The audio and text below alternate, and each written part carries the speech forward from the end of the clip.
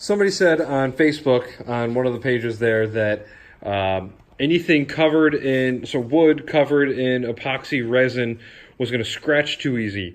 We were talking about finishes and what should people use on their wood for their teardrop or camper. And they said, do not use epoxy because it'll scratch too easy. And I've already taken this and went across a bunch like that, and you can't even see anything. So I'm going to try to push a little harder. And nothing. This is a single layer. I didn't even sand this. I just rolled it on and called it done. But I've got this.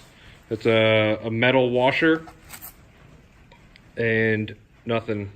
You can maybe see a little bit something there, but I mean, you can see the reflections there. It's basically nothing. And if you cleaned it and maybe buffed it or something, even if you did get a scratch, it looks like it probably would come out. But even so, you can, after all my scraping, you can barely see anything.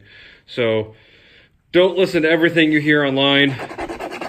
This stuff is strong. And I like the finish. I think it looks great.